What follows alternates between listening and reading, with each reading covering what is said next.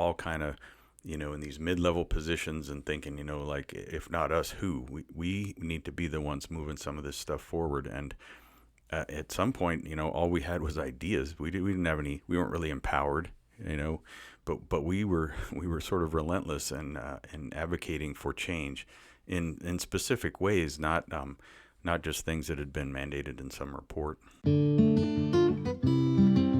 This is the Wildfire Lessons Podcast.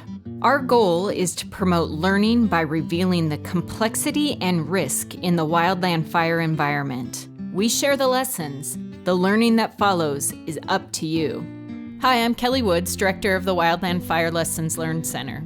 On today's episode of the podcast, I visit with Larry Sutton, Jim Cook, and Chris Wilcox to capture their reflections on the 30 years that have passed since the watershed 1994 fire season. Larry retired as the Assistant Fire Director of Operations for the U.S. Forest Service. Jim retired as the Leadership Development Program Coordinator for the U.S. Forest Service. Chris is the Fire and Aviation Management Division Chief for the National Park Service. In 1994, the wildland fire community lost 34 firefighters in the line of duty. That season changed the trajectory of the wildland fire program and was a catalyst in the development of many things we take for granted today. Larry, Jim, and Chris give their perspective on what was happening culturally at that time and as the significant changes began. They also share lessons on how to be an agent of change.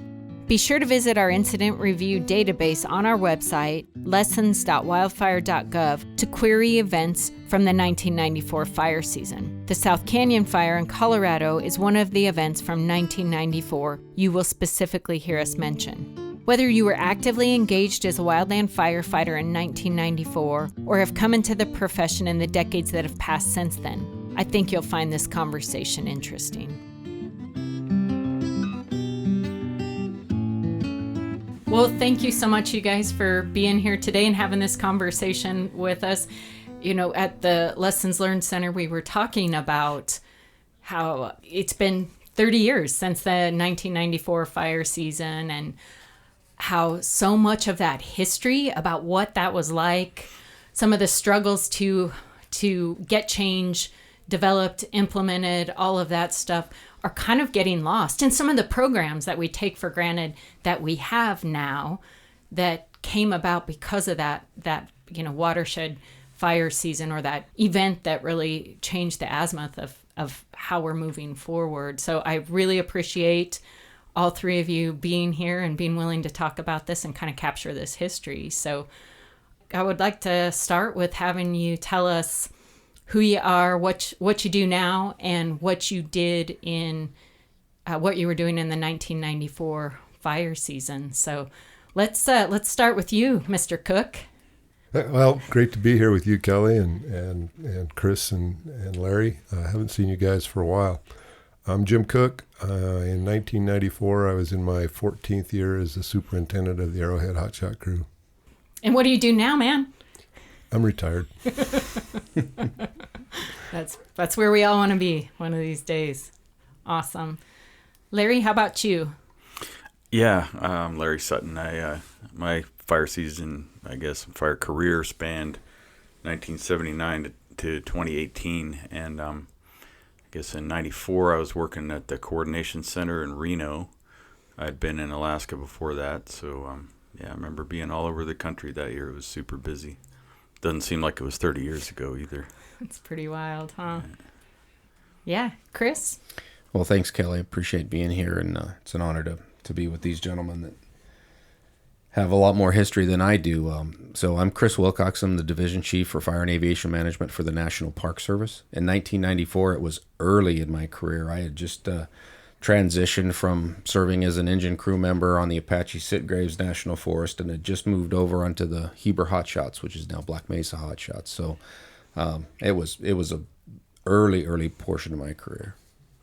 Very cool. I guess I should say in 1994 was my third fire season as well, and I was working on a Type 2 BD crew, brush disposal crew on the Mount Hood National Forest. So I was really young in my career as well. So awesome. Well, Tell us, what was it like prior to the 1994 fire season? What were some of the what was it like to be like Jim, to run a hotshot crew, or to be a person on your hotshot crew? What was that like? Well, I don't know that it's in a lot of ways any different than now. One of the things I focused in on for this question is that, I think a lot of young folks think that we didn't think about safety before 1994. And, the safety culture, if you want to call it that, I'm not a fan. It's part of our culture, but it's been an evolution, not a revolution. And, we had a lot of watershed moments besides South Canyon before that. Mm-hmm. And I think people forget about that. South Canyon wasn't our only major tragedy. It was just the most recent at the time. Well, in the 94 fire season, there were 34 fatalities, of which 14 were from South Canyon, right? So it was sort of the entire season, although oftentimes we tend to say, well, after South Canyon, it was really after that season, right? But if you're a student of history, you can look in 1957, the task force report that came out then, and I think that was as impactful, if not more, than what happened after South Canyon. Mm-hmm. And there's been other watershed moments. So I guess I don't differentiate what we were before and after South Canyon. It was just a point of our evolution to now. Yeah.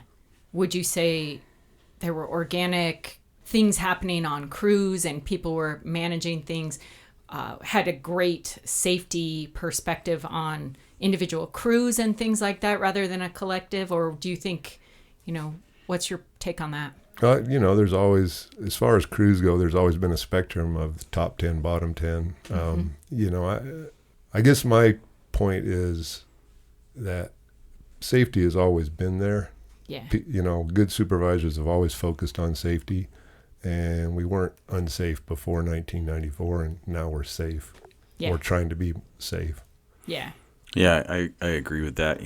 I guess the thing, when I reflect on that decade and subsequent ones, it always seemed to me like when you went to a large fire, you just expected chaos and disorganization. Not that people weren't focused on safety, but things were poorly run for a large part. I think a lot of the large campaign fires that I was on were really not well run, and I would hope that we're doing better with some of that nowadays. But it was like Jim was saying, there's a sort of a continuum there, and everything that changed after South Canyon didn't change right away. It always takes time to change the components of a complex system, and it took us a lot of time to have any influence on the system we inherited. Yeah, thanks, Larry. That's super good perspective. Chris, do you have any thoughts on that one? Yeah, I tend to agree with both Jim and Larry. It is an evolution, definitely not a revolution. But I would also say that, again, from my standpoint, I had very limited perspective on the broader organization. So I could only really speak now in retrospect, but in the Chris Wilcox of 1994, I felt safe within my crew. I felt I had high confidence in the leadership that I had there. I will say that I didn't necessarily have high confidence once I got beyond that local sphere. Trust is built through good decision making and experiences with your leaders. And so within my current group, whether that was on an engine prior to 1994 or in 1994 as my first year on a hotshot crew, I felt very comfortable and had a high level of confidence within my crew and the crew leadership. I had the same experience as you, Chris. Like I felt very safe. I wouldn't be in a spot where I felt unsafe. We had good protocols, and it was easy to be comfortable there. So it's like you said, Jim, it wasn't as though we were all unsafe running around. There was lots happening for sure. When you think about post 94 and pre 94, are there any gaps that you can think of that kind of stand out as something that the program lacked that the Tri-Data report and some of those things really highlighted? What are some of the big things there, the gaps? Well, I'll go first. I guess to me, the two things that I was focused on at that point, and the Tri-Data and the IMRT after South Canyon kind of opened the door for, was one, learning to be a better leader. To me, the system up to that point was, survival of the loudest. And I think it became clear after South Canyon we needed a better way to develop leaders. And then part two was kind of leveling the playing field. As far as self-development, up to that point, it was kind of a breadcrumb trail. It was up to the individual to kind of figure out how to find a course, get an experience and move forward. And I think it became better after South Canyon as far as a more structured pathway. Yeah. It's interesting thinking about Tri-Data. So when I remember getting that survey, and it was the first time that the system, the agencies had asked me personally for my impressions or thoughts about how safety was being practiced, how we were being treated on the fire line, and all kinds of related issues. And that really struck me that, it takes an event like this to reach out to your workforce and really, understand what they're thinking and why. And I mean, I also remember early in my career, it was years before I saw a safety officer on the fire line. They seemed to mostly be in camp a lot. Yeah, and I think from a gap standpoint, obviously Tri-Data identified human factors and decision-making and communication, leadership, as Jim mentioned, were gaps that kind of were parts of our organization. I can think back to, the course doesn't exist anymore, but it was an S course, and I think it was Leadership and Organizational Development, which was an NWCG course, and it was leadership only in title. It was really more about like how you built your organization and how you put your thoughts together, but it was not the essence of leadership. And so I think that's following out of Tri-Data and out of South Canyon. That's what really was the impetus behind moving forward with so much that we have evolved within the fire community now. Yeah. After the end of the fire season, and when we had more typical fire seasons, I guess you'd say the Western fire season. After that, when the secretaries of the Interior and Agriculture said, hey, fire, wildland fire programs, you gotta deal with this. You gotta look at this. What were some of the emotions like at that time? Like, coming off of that season and being sort of forced into a reflective thing. I'm sure some assets were already in reflective mode. What was that mood kind of like at that time? For me, it was what really kind of set South Canyon apart was that this happened to us. Not that many years before that, we had the Dude Fire, and that was inmates on a fire in Arizona. And I don't know, it never was really articulated, but it seemed like the way the community felt about that was that, that was inmates. It was a type 2 resource. Maybe they weren't very skilled or trained or experienced. But this was us. This was hot shots, smoke jumpers, and hell attack. And I think that shook everybody, that something of this magnitude could happen to some of our best resources. And I know that was something that kind of a lot of people felt at the time. It's kind of that us versus them kind of mentality on that, right, Larry? I mean, we've talked about that a lot at the Lessons Learned Center, like in our incident review database. If you go to the Dude Fire, you can see the IAP cover, that's so inappropriate. And yeah, sort of that, like, well, they were inmates, they weren't us. So I definitely understand what you're saying there and can get that. Yeah. I agree with Larry. I think shock would be the way to describe it. We sent our best and we ended up with a worst case outcome. On a personal note for me, one of the individuals that was a smoke jumper that was killed on South Canyon had worked for me 2 years before. So it hit our crew pretty hard. We were on a 54-day run away from home, which doesn't happen anymore, I know. Yeah.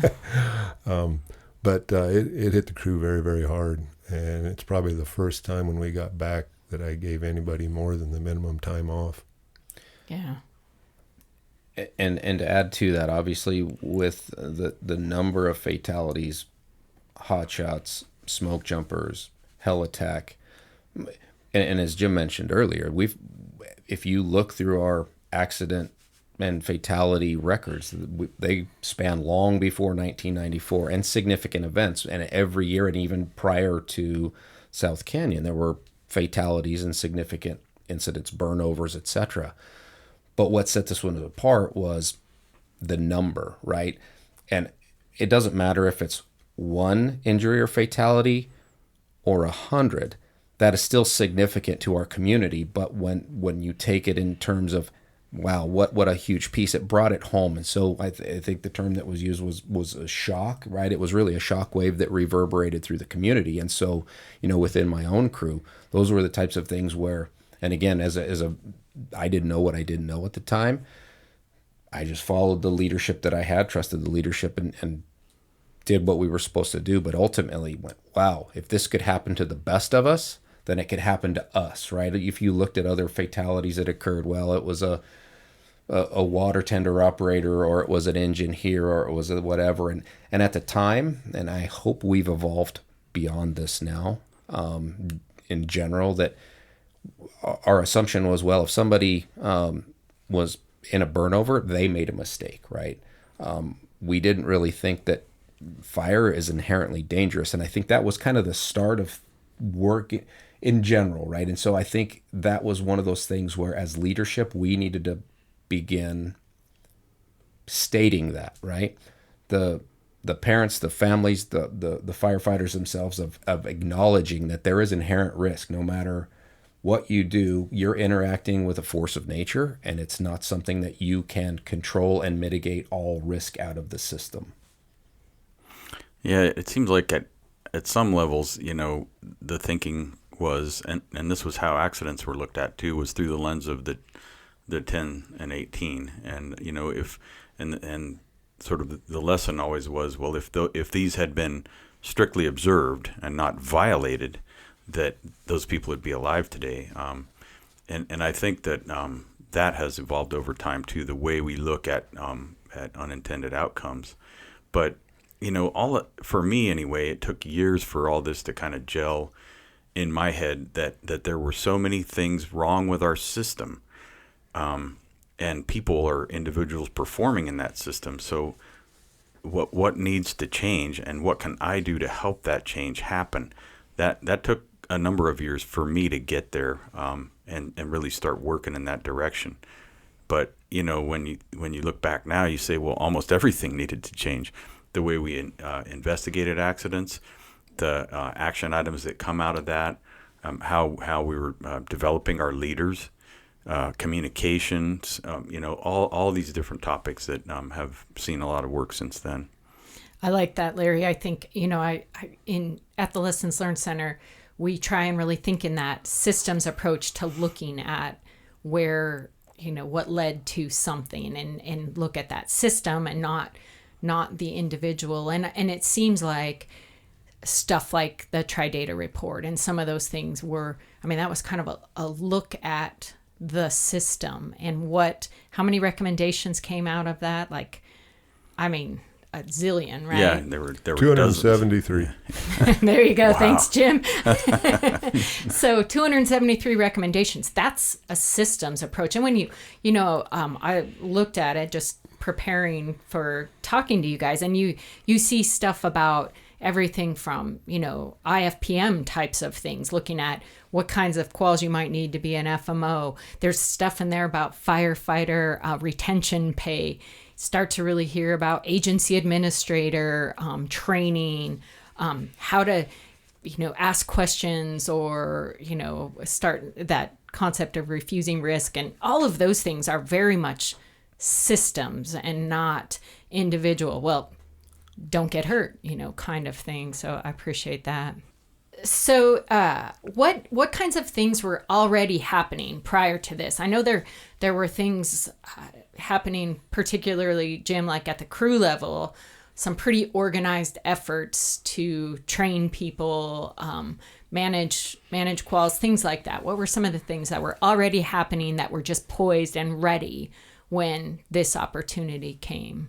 Well, Larry can probably speak to some of the higher echelon stuff, but at the Hotshot Mafia level, there was we were already working on better first line leadership training because S201 and S301 were really poor courses.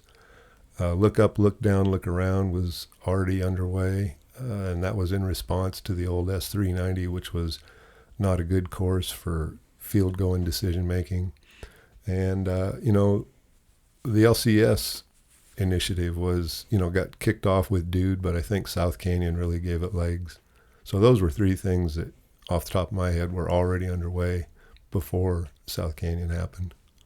Yeah, especially LCES. I think it was weird how it sort of crept in, right? It's like all of a sudden it was there, and like, well, where did it come from? If you didn't know Paul or the work he'd been doing, and so it kind of just crept out there, but everybody was like, well, this makes a lot of sense, and this is actually easier to remember, and it seems like something that could be really useful, and so maybe the event of South Canyon and that whole season helped really institutionalize it. I just want to say, just so folks know, you're talking about Paul Gleason and the LCES that came sort of post-Dude Fire from Paul Gleason, just to make sure people know the Paul we're talking about there. So Right, and a little bit of history with that is the other fatality that we've been speaking about, the Dude Fire. Paul was a hotshot superintendent on that fire, and from that he started formulating or kind of coalescing these ideas around LCES, and it really wasn't until, again, 1994 that he kind of brought it to the forefront, and then it really became more prolific through our organizations. Yeah. And there's a really interesting backstory to that Paul had actually been using that within his crew before the Dude Fire. I had one gentleman come work for me that worked for Paul, and he brought that to us in the mid-'80s. So Paul had already been thinking that way, but the Dude's Fire is what inspired him to step out and project it outside of his operation. Yeah, cool. Jim, coming from the hotshot soup type level, right? What were some of the sort of grassroots efforts to get into, because some of the strength of what happened post 94 season is there were these grassroots efforts and leadership got involved. So it was, everybody seemed, at least, that's my perception, to sort of make some movement of some sorts, more and engage from that grassroots level and from some key leadership positions. So what was that like? You played a huge role in the development of the Wildland Fire leadership program. What were those grassroots efforts like? How'd you go about that? How'd you get engaged? I was in a pretty fortunate situation when I ran the Arrowhead Hotshot crew. I was running the crew in Southern California for half the year, and then I was a WO Park Service staff at the Fire Center for half the year. So I had pretty immediate access to all the agency training officers, the instructional media group there. So when one of the Mafia floated up a idea through the Skunk Works, we had a pretty direct channel to see if we could make it happen. That's super cool. What were some of the first things that you remember pushing on? Well, like look up, look down, look around was one. Fatality fire case studies was another one that was a grassroots effort. Changing the S201, S301 into something more useful with Leadership Secrets of Attila the Hun book was another one. So those all came from the field. Those were all pushed up from the bottom. How about the Wildland Fire leadership program itself? What got the energy behind that?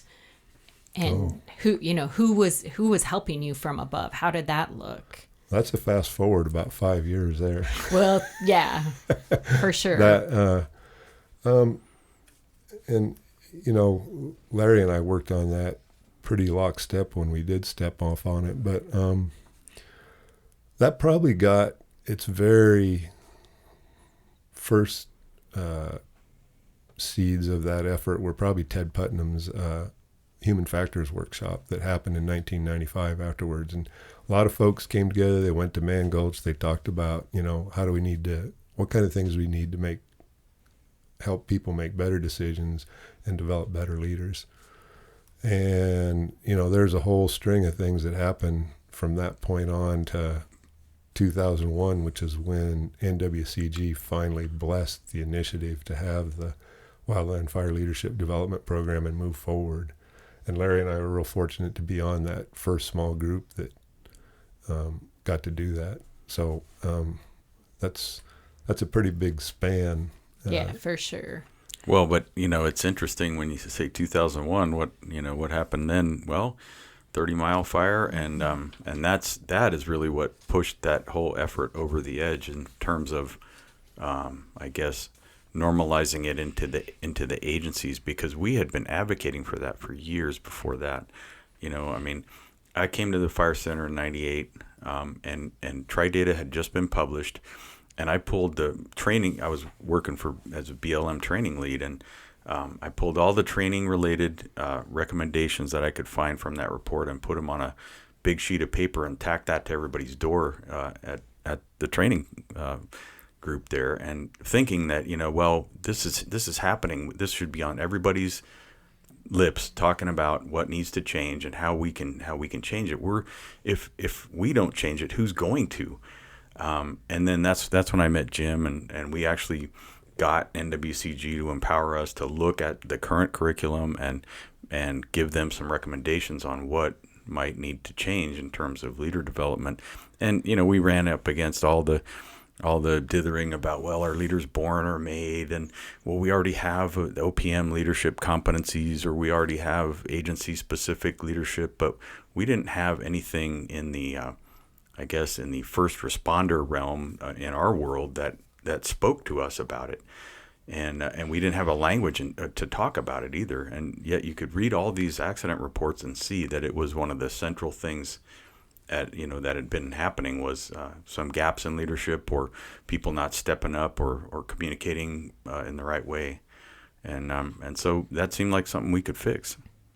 I'm glad you mentioned the 30 mile, that because as you said, early when we started talking, Jim, it wasn't South Canyon. It wasn't even 94. These efforts have gone along. And I've thought before, how much would have actually been implemented from like the Tri-Data had we not had 30 Mile? Because Lessons Learned Center, same thing, that was initiated in 2002. The Tri-Data in 98 said establish a center for learning, but it took some time, right? So all of these things, while the good grassroots efforts were happening and there was some focus from leadership on it, it needed to keep getting that nudge to keep moving forward. At least it seems that way. Right. And, right following the when the Part 3 of Tri-Data was issued in 1998, they set a position up at the fire center to be kind of the bird dog. And that was filled for about 2 years. And when that person moved on, they never really filled it. So I think there was a lot of disparate efforts that, some of them were overlapping, some of them were gaps, but there certainly were enough pet rocks to go around for everybody to, run off on their own, initiative. And I think that's the one thing that was really fortunate with the leadership component was they tasked a group to look at it, to go out and benchmark other organizations and bring back best practices. It was kind of like there were two separate lines of effort happening after, like Jim mentioned the IMRT. I think that was Interagency Management Review Team or something like that took the investigation report and came up with these things that needed to happen. The implementation of that was slow and ineffective in my view. And what that did to me anyway was lead to this sort of lack of faith in the system actually making its own change, that someone else needed to do it. And that's where this skunk work effort came in, that Jim led a bunch of that, and we were all kind of, in these mid-level positions and thinking, like, if not us, who? We need to be the ones moving some of this stuff forward. And at some point, all we had was ideas. We didn't have any. We weren't really empowered, but we were sort of relentless in advocating for change in specific ways, not just things that had been mandated in some report.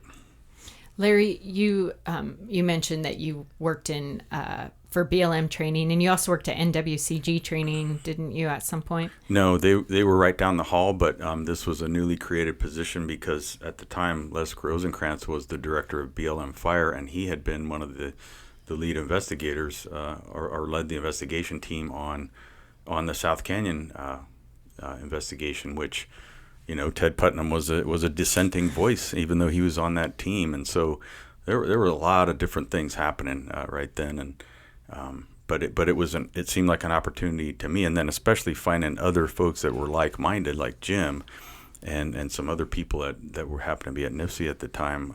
It seemed like we all had the same feelings that there needs to be significant change in some specific areas, and maybe if we all work together, we can help that happen.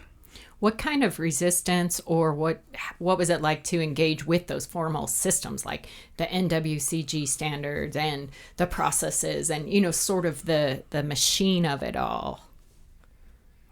Well, they certainly resented the open lane that we were given by the parent group of NWCG when the leadership program was established. We kind of had a free pass to do what we wanted. And in a lot of ways, we were outrunning their development system. And there was always a sense of them trying to, pull it back, review it, and slow it down and make it conform to their standards. And that's what I remembered from the early years with the leadership program and its relationship with NWCG training. Change is hard, and I just sort of started thinking of, well, there's these staunch defenders of the status quo, and those are in the biggest hurdle to change anything is going to be your own agency in some ways. So I just remember going to all these FMO meetings and NWCG meetings and getting on the agenda to talk about leadership development, and we had a pretty good roadmap of where we wanted to go. Way before we were actually enabled to do it officially. And I guess I'd add one more thing there from where I was operating from, was that a few of the national directors were really involved in this and engaged. And in my particular case, it was Rick Gale, and he was a huge advocate, opened a lot of doors, and we got into lanes where we could run real fast.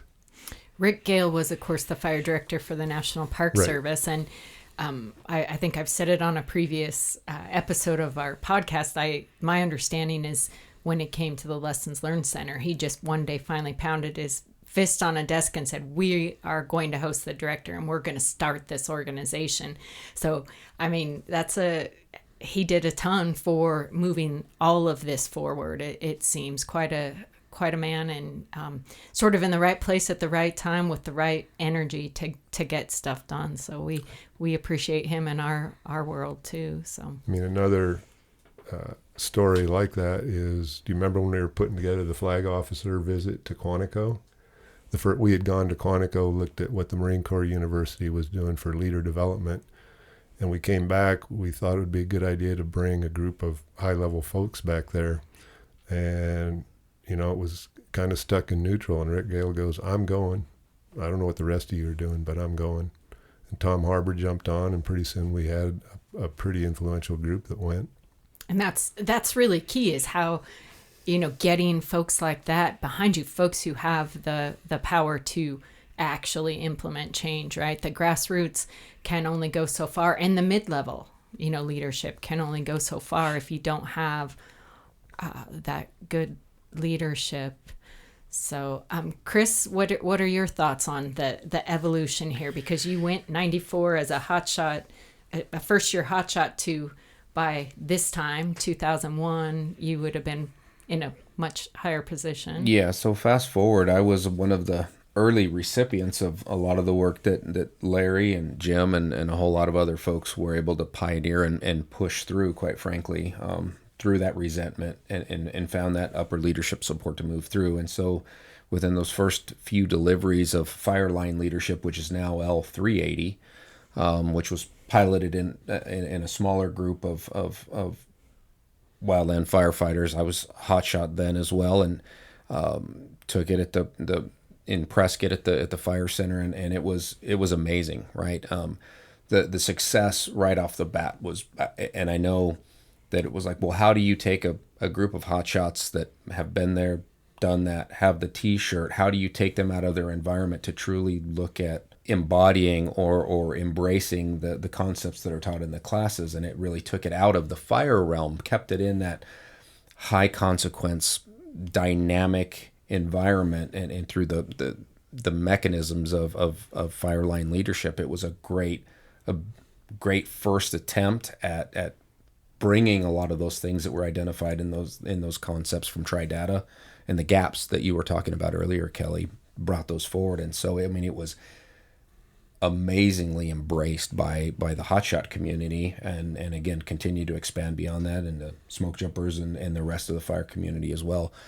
That was huge. And then for me, again, as a recipient, Chad Fisher, who was the training person for the Fish and Wildlife Service, had reached down to me and asked me if I'd support and be participant on the leadership development program and whatnot, and immediately said, absolutely, this is something that we need to embrace and move through the community. And that pilot course that Chris took was the very first nationally funded pilot course for fireline leadership. It was in Prescott. I think it was in the spring of 2000, right, Chris? Correct. Yeah. So, and in that whole effort was a partnership with an outside entity too, Mission Centered Solutions. So, there was a lot of things we were trying to bring in from the outside rather than just, write a course outline like we always do and put it in a book and have people take it off the shelf. It seems like the benchmarking you were doing, looking at the Marine Corps and things like that, was such a key to get us to look differently at sort of, mission-centered type of high-risk other entities with that kind of work. So it seems like that was huge. Well, we got a lot of really good insights from them and other organizations about how they develop their leaders. And, it was huge. But one thing with L380, there was some intentionality about where that started in terms of being at the 300 level.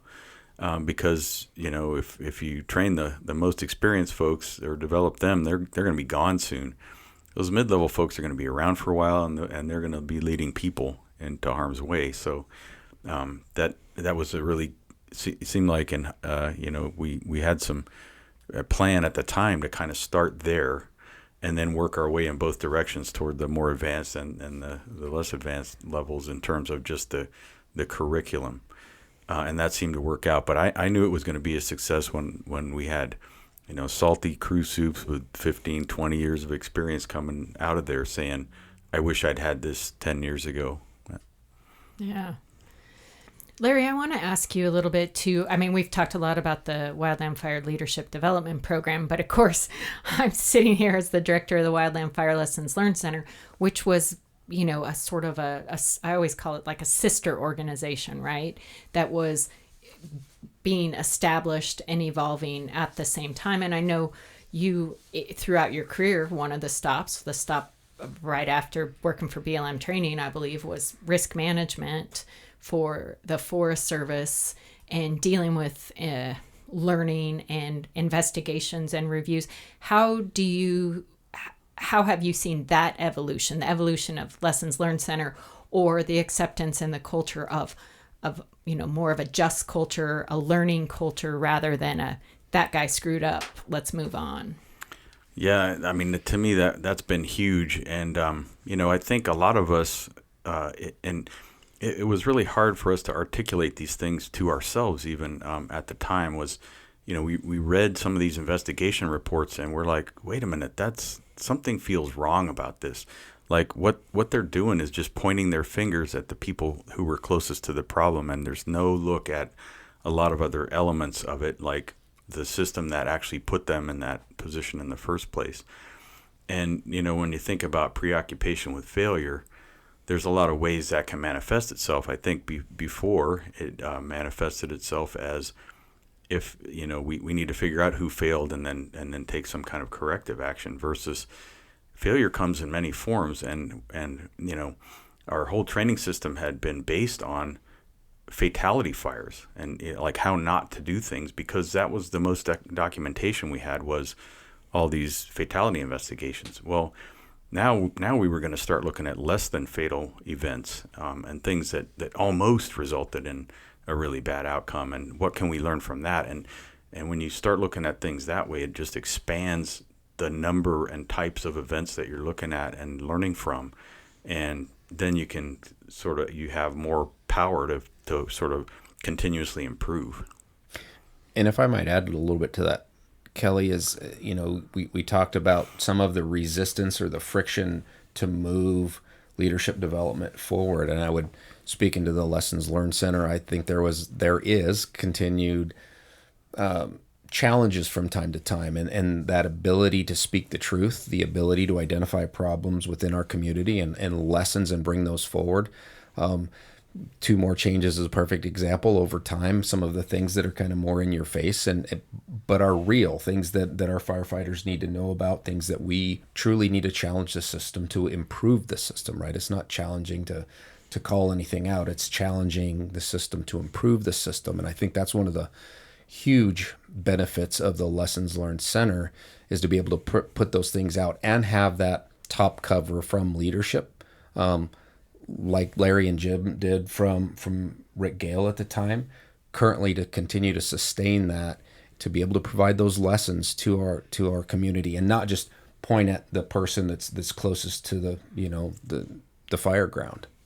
Yeah, I think it's, learning is it's really so personal, and it's so that getting the dialogue and trying to study and, getting to a spot, like thinking about something a little bit differently and those kinds of things. So we do get feedback from people. Well, that person did this. Why doesn't it just say that? Why doesn't this just, reveal this thing? Well, through that conversation and that study, so much learning takes place. And, right.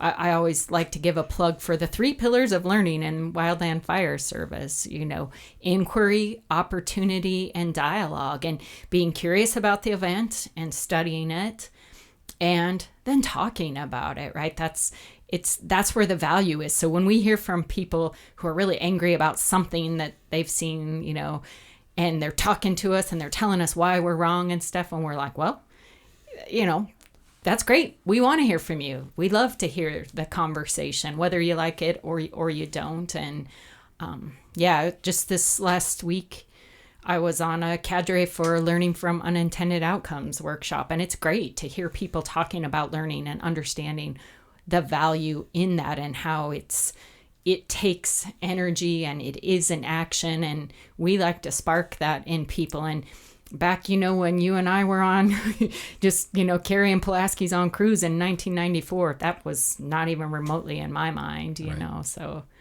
yeah.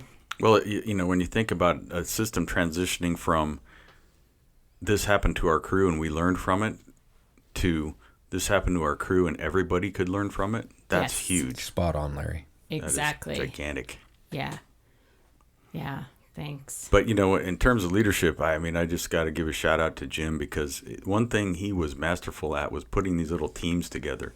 Yes. To using his network to gather folks together to work on a single thing at a time, like sand table exercises or turn down protocol, or whatever the issue The was. IRPG, yeah, all kinds of stuff like that, and he just was constantly working and drawing people in to solve one problem at a time, or at least address it, and that was hugely effective.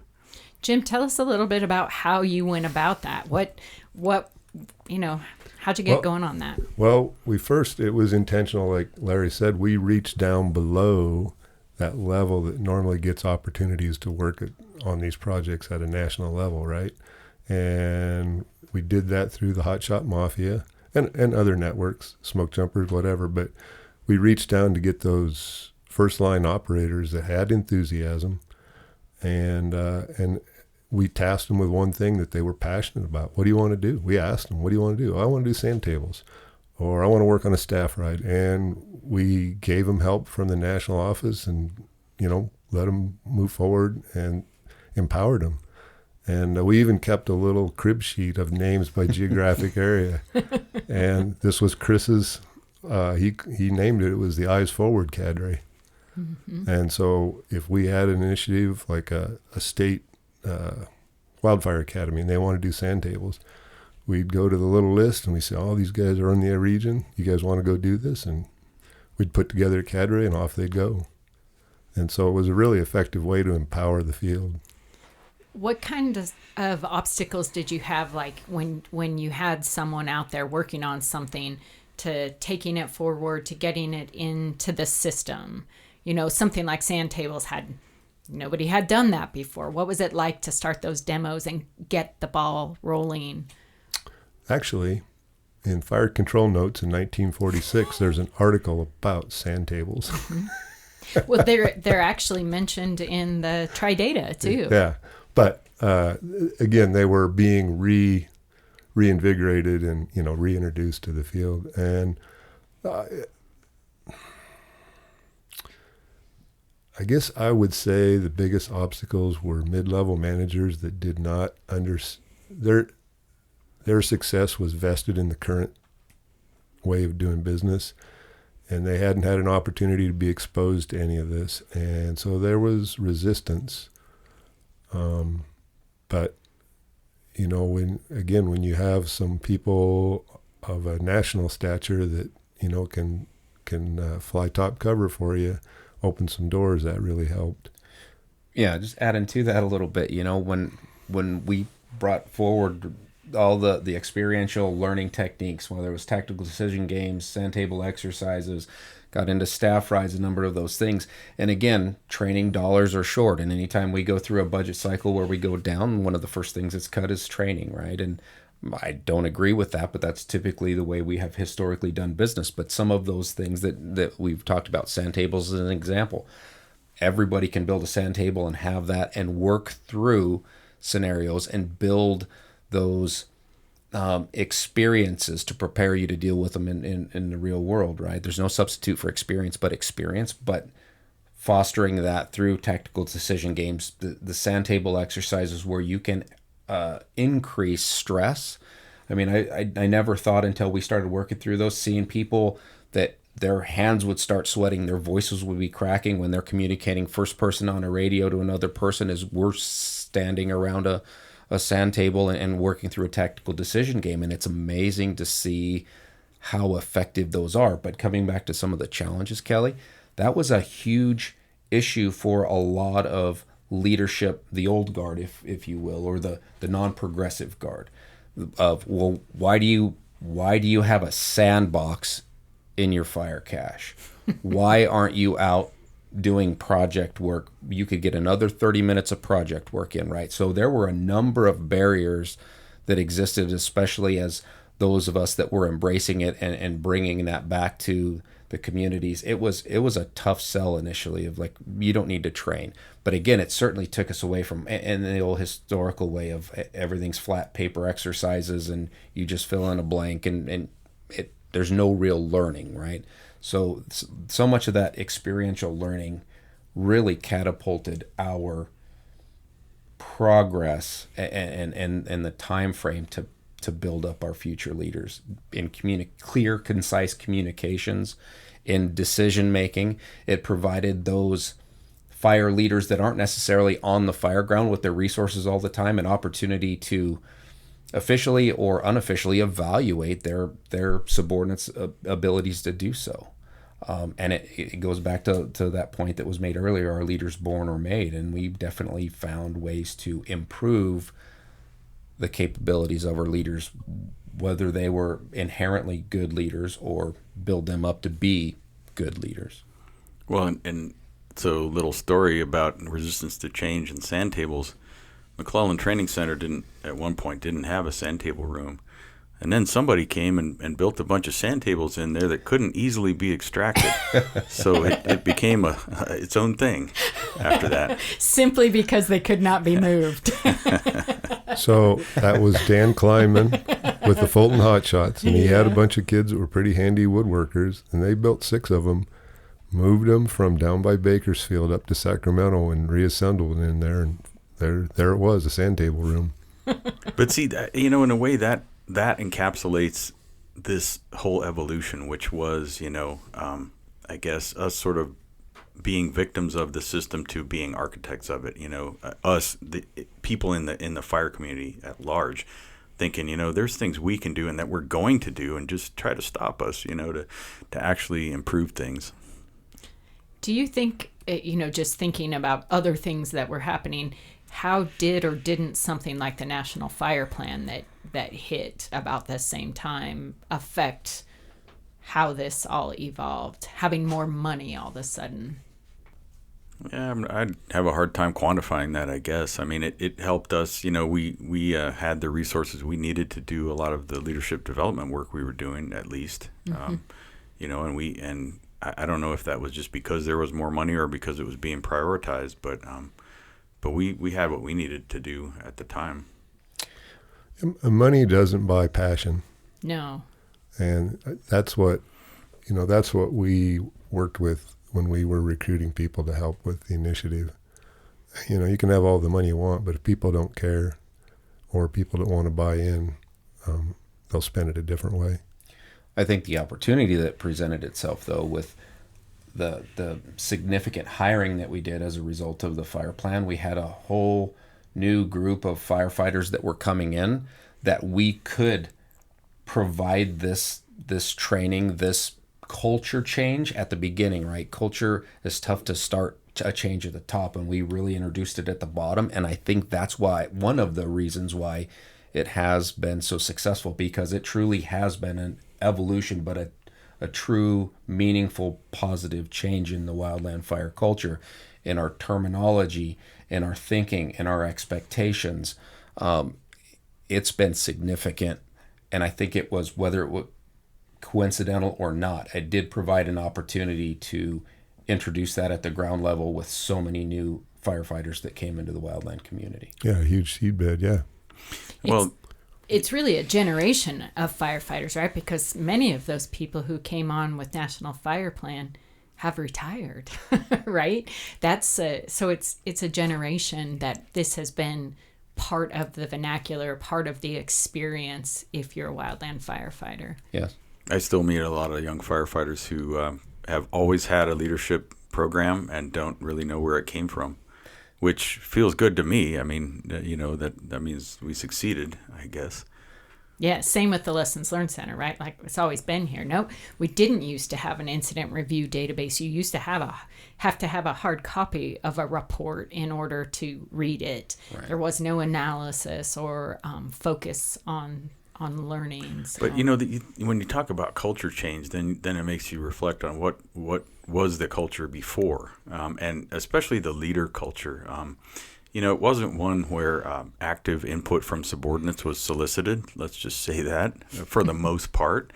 And I think there was really no construct around articulating task, purpose, and end state. Mm-hmm. And a lot of the concepts that were brought in have proven really useful to leaders doing the kind of work that needs to be done. And so I mean, it's really hard to generalize, I guess, but there, in fact, even we talked about it with the incident response pocket guide, making it okay to pull out a reference tool when giving a briefing or something like that, because the culture before was, you're the leader, you're supposed to have all the answers, you're supposed to know all this stuff, you shouldn't have to refer to a job aid. But part of sorry, Kelly, but part of that as well is when we were doing tactical decision games, we were working on briefing, right? And so our expectation as we were helping develop what right looks like, if you will, say pull out your, if they failed the first time, they got all nervous and missed half the points, we do an after action review. The next time they pull out the incident pocket response guide and they would run through it. And so we ingrain that, like, this is okay. They see leaders, their supervisors, their leaders doing it. And so that was, again, a part of that change. But a quick story, I think it would have been somewhere between 2013 and 2017. And this goes back to taking for granted what we have now and the cost to get us to where we are. I was facilitating a staff ride at Man Gulch with a bunch of Montana firefighters, and we were talking through that, and someone brought out the IRPG and went through the turn down protocols, right? Refusing an assignment. And we started talking about it, and I could notice one of the younger firefighters was visibly irritated, right? And like, well, why didn't one of the firefighters tell Wag Dodge, pull out their IRPG, right, and tell Wag Dodge no? And so we had to pause for a little bit and talk. It was a great learning opportunity to talk about where we got or where we came from to get to where we are. And so again, what we didn't have versus what we have when we started talking, when we started this conversation earlier, Kelly, I think that's a good point. And again, who kind of started that? Can't recall. Yeah, Jim. Well, that had an evolution well before 1998. It did, but again, the impact of Larry and Jim, I think, are significant to recognize. Jim and I have, in more recent years, been on South Canyon staff ride together and had similar experience with, folks who weren't even born in 1994, Exactly. but referencing tools like and thinking that would have been on the hill that day. And it's interesting. And that's like one of the reasons I think this conversation is interesting, because as we said, we have this generation of folks that this is all they've known, right? And I think it's so great to get your perspectives, because if we don't capture it in an episode of this wonderful podcast that we produce at the Lessons Learned Center, then we don't capture it necessarily, right? I think one other thing that I think is such a cool product that you guys worked on is leading in the Wildland Fire Service, right? That the doctrine that actually tells us what it means to be a leader in our business. Like, that's a big deal. What does it mean? How do you operate? What do you consider? Like, that's a huge publication. And I think probably everybody, that goes to any leadership course at all gets a copy of that firsthand. I heard they might not be doing hard copies anymore, though, and my head exploded, but I'm a hard copy person. Course. But that was designed to be a reference for all the courses from L280 up, so that those tenets were always being referred to as you spiraled up in your leadership development. We also have the sister document to that, Learning in the Wildland Fire Service, which we are getting ready to publish hard copy for the first time. So we're not stepping back, we're stepping forward with the hard copy. So stay tuned. Well, it's funny, though, talking about resistance to change and staff rides and South Canyon. The first staff ride that we ever did at South Canyon was in 2002, and that was 8 years after the event. And I remember getting a call and I was the BLM training lead, and we were all going down there.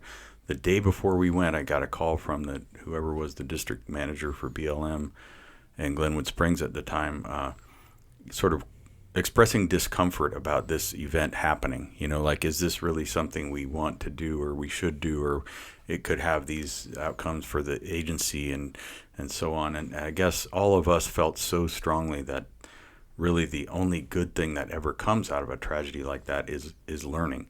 And this is one of the best ways we've found to help that learning occur, related to a specific event. And so it was kind of full steam ahead, and we never looked back.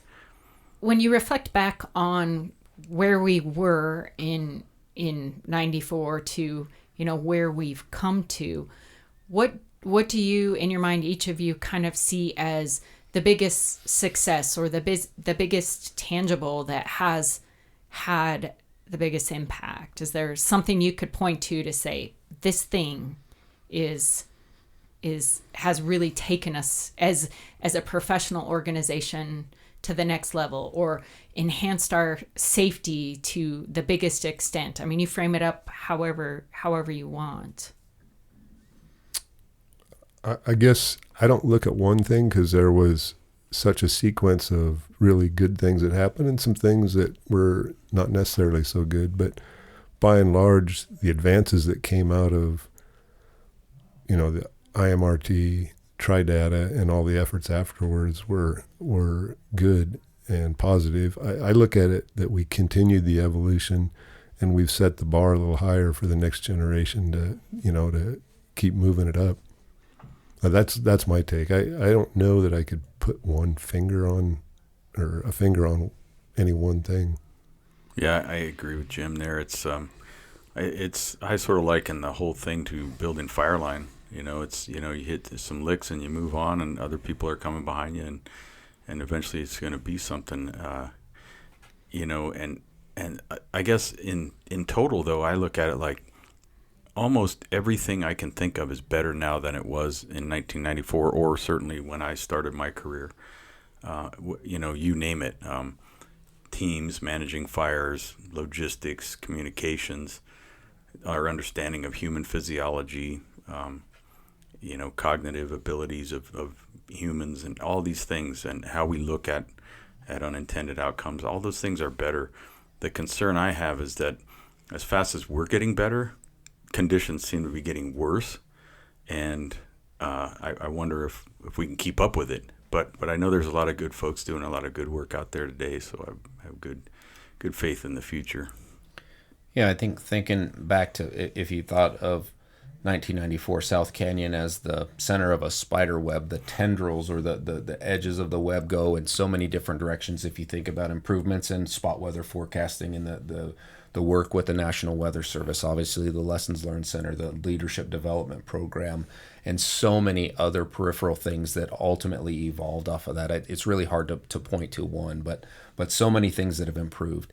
I think right now we've finally started investing, and it's long overdue, into mental health. You talked a bit about physical health. We've worked with the Missoula Technology Development Center now under a different name, but nonetheless on exercise physiology and a lot of those things that we've looked at, and now we're continuing to expand that, because we certainly talked about human factors, and that's been a big piece of it, but other piece of those human factors of mental health and the demands, the chronic and cumulative impacts of the discipline that we've chosen to work in our profession it's heavy on our workforce. And that's something that, again, we're finally getting there. So speaking to that same theme of evolution, we're continuing to evolve. Not everything immediately takes. That sometimes it needs another catalyst, if you will, to advance it a little bit farther. Again, thinking back to 2013 with Yarnell, another one of those events that galvanized the community once again, that we're still having multiple fatalities. And again, I think 1994 was 34 fatalities. Correct me if I'm wrong, I think it was somewhere around 39 in 2013. Does that sound right? But again, it was another significant casualty year. Burnovers in 1994 were a very big chunk of our fatalities within the community, and they certainly continued to exist within wildland fires. And if you look at the safetygram that we publish every year, hosted on the LLC, we still have burnovers, right? But we still lose our firefighters to driving incidents, aviation, equipment issues, tree-related incidents, whether they're falling or they're widowmakers or whatever the case may be. So we definitely still have that. The thing that, coming back to mental health, we've never tracked wildland firefighter suicides in a good place. So it's still kind of an unspoken component that we're trying to get there. But again, that mental toll of what the job requires of our firefighters is something I still think we have some room to work on. I was going to ask you that, Chris. What do you know, as the one of the guests here that is still gainfully employed by the U.S. government in a formal capacity, what are you and your peers looking at, thinking about, talking about? What's on your mind as far as where we need to go? Well, certainly, as Larry was talking about, the conditions aren't getting any better. And again, it's hard to measure those in any one given year, but if you take the trend lines, fire seasons are getting longer by an average of 2 months a year from when we started kind of tracking those, right? And so we ask more of our firefighters, and the job of swinging a tool or squirting water or whatever that may be hasn't changed, but the length of commitment to do those things, biologically, the human body isn't intended to be in the fight or flight response for the period of time that we ask, and it changes the body, right? And our ability to decompress when we come back home to interact with our loved ones, our friends. Myself and my colleagues are continuing to work on increasing the size of our workforce, not necessarily just more hours out there, right? Again, that's contrary to what we're talking about with mental health and physical health, having downtime, having the ability to decompress, but expanding the size of our workforce, which obviously are challenges, dealing with either the acute trauma that occurs from a serious incident, an unintended outcome, or that chronic fatigue, that chronic stress, and the outcomes from that on the human body. So expanding our people, having a higher wage where our folks don't have to feel like they have to be out on the line. They can actually take a day off. They can go attend a friend's wedding. They can actually take time to spend time with friends or whatever it is to decompress. So I think that's something that we are very committed across the wildland fire community leadership.